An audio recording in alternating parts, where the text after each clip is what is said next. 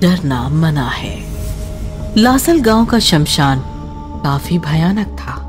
वैसे तो शमशान जीते जागते इंसानों के लिए भयानक ही होते हैं, लेकिन लासल गांव का शमशान ज्यादा भयानक और इंसानों के लिए खतरनाक साबित होने के पीछे एक और वजह थी। शमशान गांव के काफी नजदीक और खुले में था। शमशान के चारों तरफ कोई भी वॉल कंपाउंड नहीं था। एक और खतरनाक बात अभी अभी सामने आई थी कि लासल गांव का शमशान हर अमावस की रात धीरे धीरे गांव की तरफ बढ़ रहा था। शमशान के चारों तरफ वॉल कंपाउंड नहीं बनाया तो कुछ ही सालों में पूरा गांव शमशान बन जाएगा। पंडित जी, सरपंच भ्रष्ट है, साथ नहीं देता और हमारे पास इतने पैसे नहीं है कि खुद शमशान के चारों तरफ दीवारें खड़ी कर सके। मैं समझ सकता हूँ, लेकिन दूसरा कोई रास्ता नहीं है। देखो, मरे हुए लोग जब शमशान में दफनाए या जलाए जाते हैं तो उनकी आत्माएं सालों साल वहीं शमशान में बैठी रहती है। उन्हें जल्दी मुक्ति नहीं मिल पाती, और अगर ऐसे में शमशान को वॉल कंपाउंड ना हो तो उन्हें वहां से गांव साफ साफ दिखता है। उनके मन में अपने घर वालों का, रिश्ते नातों का मोह जाग जाता है। इसी वजह से हर अमावस की रात शमशान गांव की तरफ बढ़ रहा है। शमशान को दीवारों से नहीं ढका तो गांव को शमशान होने में देर नहीं लगेगी।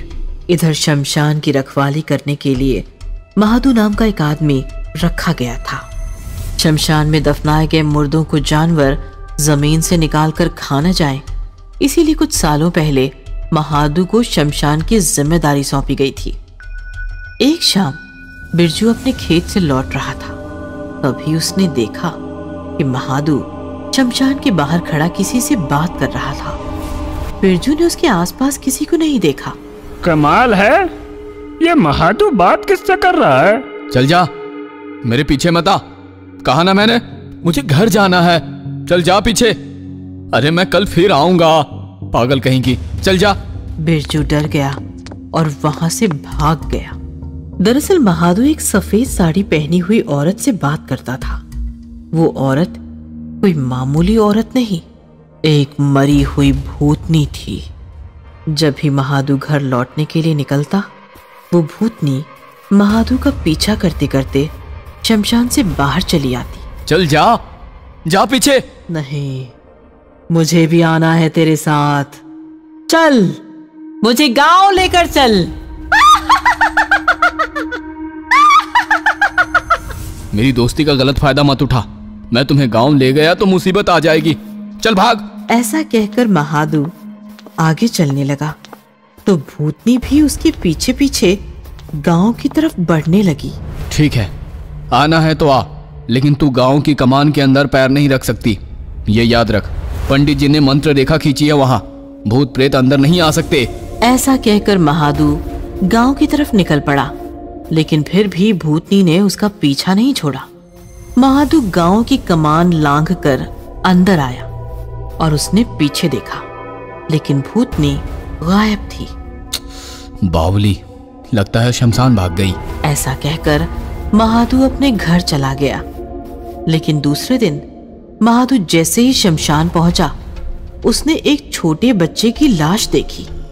महादू डर गया, क्योंकि वो उसी भूतनी का बच्चा था जो कल उसका पीछा कर रही थी। ए, सामने आ। बोलिए, कैसे किया तुमने? अपने ही बच्चे को मार दिया। भूतनी बच्चे की आत्मा गोद में लेकर महादू के पीछे प्रकट हो गई। वो हंस रही थी और बच्चा रो रहा था। झूठ है, धोखेबाज, कोई मंत्र रेखा नहीं है वहां। मैं कल आसानी से अपने घर गई और मेरे पति के पास से मेरा बच्चा उठा ले आई।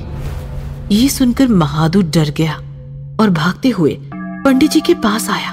महादू की बात सुनकर पंडित जी बोले, अरे नहीं, मैंने कोई मंत्र रेखा नहीं खींची थी। वो तो बस भूतों को डराने के लिए तुमसे कहा था, और अगर खींचता भी तब भी कोई फर्क नहीं पड़ता, क्योंकि आत्माओं पर उसका कोई असर नहीं होता। आज तो अमावस की रात है, उस भूतनी ने बाकी भूतों को भी बता दिया होगा कि वो सब गांव में घुस सकते हैं। अब क्या करें पंडित जी? अब कुछ नहीं हो सकता, अब इस गांव का शमशान होकर ही रहेगा।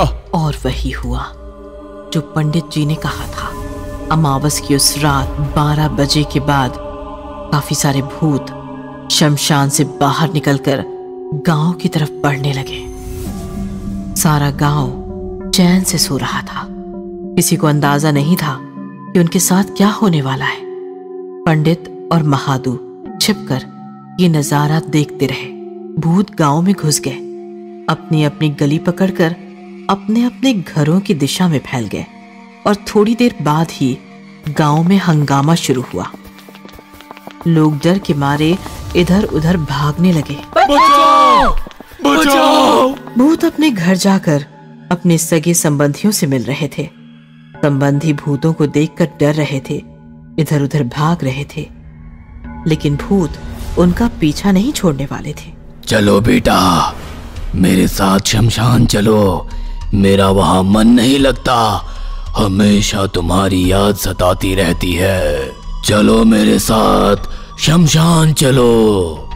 पापा मुझे छोड़ो, मुझे जीना है, मुझे जीने दो। लेकिन भूत नहीं माने। वो जिनसे प्यार करते थे, जिन रिश्ते नातों का उनको मोह था, उन सबको शमशान से आए हुए भूतों ने उठा लिया और उन्हें उठाकर वो शमशान की तरफ निकल पड़े। पंडित जी, ये क्या था? मैंने पहले ही कहा था, उनका संसार से मोह नहीं छूटा है। अब वो वापस संसार में तो नहीं आ सकते, लेकिन वो अपना संसार शमशान में ले जा सकते हैं। और वो भूत बस वही करने आए थे। अब वो उन संबंधियों को मार देंगे और अपना साथी बना लेंगे। और वही हुआ। भूतों ने सभी जिंदा लोगों को शमशान में ले जाकर मार दिया और देखते ही देखते मरे हुए संबंधी भी भूत बन गए और शमशान में बिखरे हुए अपने शरीर देखकर चीख चीख कर रो पड़े। Haunted bus stop. ये खौफनाक कहानी है निजामाबाद की।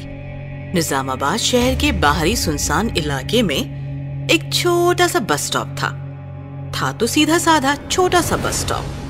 लेकिन उस बस स्टॉप को लेकर लोगों की राय कुछ ठीक नहीं थी। आमतौर पर बस स्टॉप से सफर शुरू होता है, लोग बस स्टॉप से बस पकड़कर अपनी मंजिल पहुंचते हैं। लेकिन निजामाबाद के इस बस स्टॉप ने बहुत से लोगों की जिंदगी का सफर खत्म करके उन्हें मौत की मंजिल पहुंचाकर छोड़ा था। आखिर क्या था उस बस स्टॉप का राज? कहानी कुछ साल पुरानी है। नीलिमा नाम की लड़की आधी रात में बस स्टॉप पर बस का इंतजार कर रही थी। तभी कुछ बदमाश लड़के आए और सुनसान जगह का फायदा उठाकर उसके साथ बदतमीजी करने लगे। नीलिमा काफी चिल्लाई, बचाओ बचाओ बचाओ, छोड़ो छोड़ो मुझे, बचाओ प्लीज कोई बचाओ। लेकिन उस सुनसान बस स्टॉप पर उसकी मदद करने कोई नहीं आया। तभी अचानक एक बस नीलिमा ने आते हुए देखी। नीलिमा को लगा बस ड्राइवर बस रोककर उसकी मदद जरूर करेगा। बस रोको प्लीज, बस रोको, बचाओ, बस रोको प्लीज। लेकिन बस ड्राइवर ने नीलिमा के साथ जबरदस्ती कर रहे मवाली लड़कों को देख लिया और वो डर गया। उसने बस की स्पीड तेज कर दी। नीलिमा सड़क पर खड़ी होकर चिल्लाने लगी, लेकिन डरा हुआ बस ड्राइवर गलती से नीलिमा को कुचलकर आगे निकल गया और नीलिमा की मौत हो गई। कहते हैं आज भी उस बस स्टॉप पर नीलिमा के भूत का साया है। जो भी बस या यात्री रात के अंधेरे में वहां रुकते हैं, नीलिमा का भूत उन्हें खत्म कर देता है। एक रात की बात है। अजय नाम का लड़का सुनसान सड़क से परेशानी में गुजर रहा था। तभी उसे एक साइकिल वाला आता दिखाई दिया जो काफी डरा हुआ था। जय हनुमान ज्ञान गुण सागर, जय कपीसिति लोगो उजागर, जय हनुमान ज्ञान गुण सागर, जय जय जय हनुमान। अजय ने साइकिल वाले को रोक लिया। भैया रुको, भैया भैया क्या बात है, आप इतने डरे हुए क्यों हो? अरे वहाँ छत थरथरा रही है, वो लड़की रो रही है। अमावस की रात है ना, बचाओ बचाओ चिल्ला रही है। लगता है आज वो प्रकट होने वाली है। वो छोड़ो, तुम यहाँ सुनसान रात में अकेले क्या कर रहे हो? अरे भैया, हम निजामाबाद जा रहे हैं। औरंगाबाद से आए हैं एक ट्रक में बैठकर। ट्रक फरीदाबाद जा रहा था, इसलिए उसने हमें यहाँ उतार दिया। अब आगे कैसे जाए? यहाँ कोई बस या बस स्टॉप मिलेगा आगे? बस स्टॉप का नाम सुनकर साइकिल वाला और ज्यादा डर गया। बस स्टॉप है ना पीछे, लेकिन तुम वहाँ मत जाओ। रात में कोई बस नहीं रुकती, क्योंकि वो भूतिया बस स्टॉप है। आज अमावस है, आज तो पक्का बलि लेगी वो। निकल जाओ यहाँ से। ऐसा कहकर साइकिल वाला साइकिल पर सवार होकर भाग गया। लगता है पागल था। अरे बस स्टॉप है सामने, मतलब कोई बात नहीं, बस रुके ना रुके सुबह तक छत तो मिल गई। सुबह का सुबह देखेंगे। ऐसा कहकर अजय आगे चलने लगा और चलते चलते बस स्टॉप पहुंच गया। बस स्टॉप काफी सुनसान और अमावस के अंधेरे में गुमनाम था। अजय बस स्टॉप जाकर खड़ा हुआ कि अचानक बस स्टॉप की छत थरथराने लगी और साथ साथ किसी के भयानक चीखने की आवाजें सुनाई देने लगी।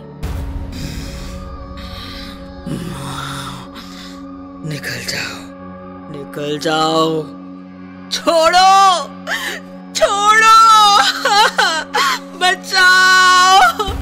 बचाओ, बस रोको, बस रोको।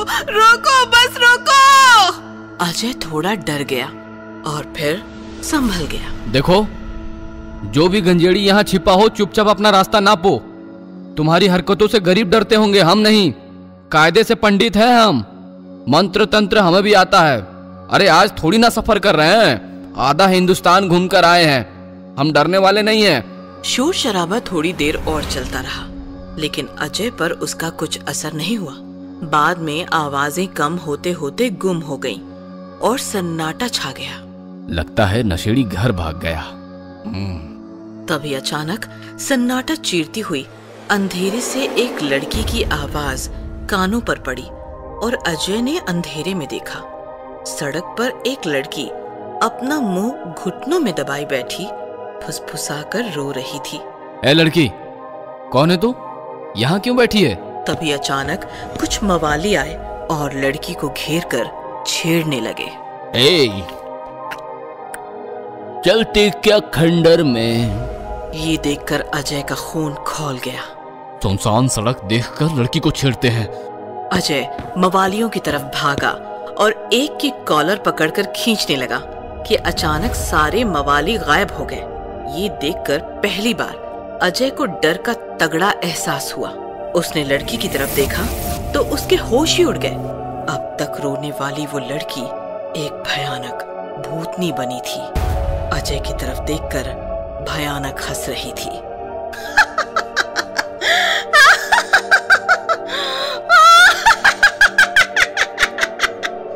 क्या हुआ पंडित, डर गया? डरता तो मैं किसी से नहीं हूँ, पर ये क्या मजाक है? क्यों डराती हो लोगों को? मेरा नाम नीलिमा है।